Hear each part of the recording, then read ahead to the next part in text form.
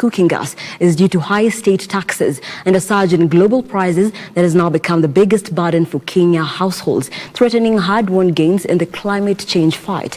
David Kasembel reports. The latest assessment of prices of basic commodities by the Kenya National Bureau of Statistics (KNBS) shows that the cost of liquefied petroleum gas (LPG) posted a 24.5% jump in October compared to a similar period last year, which is the highest jump among the prices of goods in a consumer basket that is used to track inflation in the market.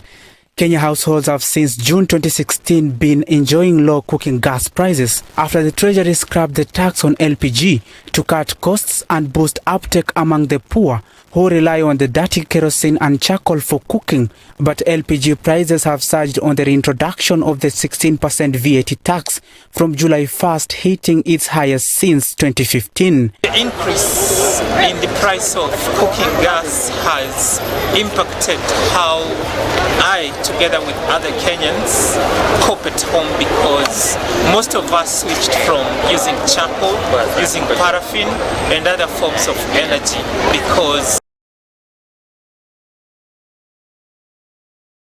it was more affordable. But since the prices shot up, it has really affected how we do our cooking at home. There are people who have had to go back to charcoal. There are those who are now again using firewood. So the price needs to be looked into and to be lowered because we know it's all in our tax regime. The prices for the 13-kilogram cooking gas fell to below 2,000 Kenyan shillings in October 2016 after the Treasury scrapped the 16% VAT. However, according to the KNBS, refilling a 13 kg cylinder of cooking gas now costs 2,513 Kenyan shillings and 74 cents on average, a 24% rise compared to October last year's price of 2,445 shillings and 23 cents. It cost 2,019 shillings and 14 cents or 494 shillings and 6 cents less to buy a 13 kg of cooking gas in October last year than it did last month, and the 6 kg cooking gas is averaging to 1,300 Kenyan shillings up to date. Analysts say that the high cost of LPG turns the spotlight on the government at a time the world is desperate to boost uptake of clean energy and reduction in the use of dirty kerosene and charcoal. The government has over the years pressed for uptake of LPG and solar for household use as part of a strategy to curb respiratory diseases and environmental degradation. Parliament introduced the tax despite opposition from lobbyists who wanted it delayed in the wake of the coronavirus-induced hardships that have hurt the purchasing power of households.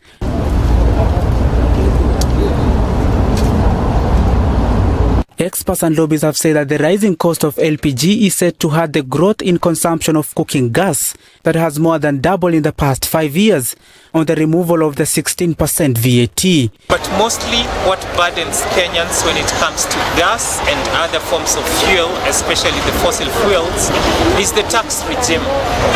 Our fuel is heavily taxed because our government finds that is the easiest avenue to collect revenue, which should not really be the case because our economy is fuel driven. If the price of fuel goes up, then everything will go up.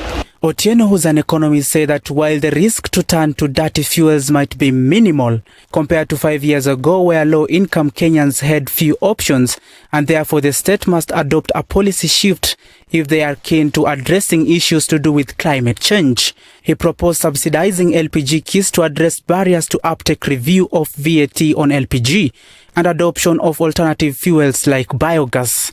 LPG prices are not controlled unlike other petroleum products, and the new tax will fuel fears that dealers could not exploit the market forces to their advantage, even as international crude prices continue to rise. The energy regulator in 2010 started controlling prices for diesel, petrol and kerosene to caution consumers from high prices, blamed on cartel-like behavior among dealers. Studies have identified charcoal production as one of the main drivers of deforestation and forest degradation in Kenya. The traditional methods of making charcoal led to high carbon emissions and are a waste of wood resources. The rise in the cost of cooking gas is expected to pile pressure on households that are struggling to foot daily bills due to joblessness and drastic cuts in the earnings in the wake of the coronavirus pandemic. The government needs to find other ways of raising revenue and to not rely on the easy net they cast on fuel. Once they find other forms of raising revenue, then they can stop taxing gas and other fuels like they've been doing. LPG uptake more than doubled to 326,000 tons last year from 151,000 tons in 2016, highlighting the impact of removing the tax. David Kasembeli, Lookup TV, Nairobi.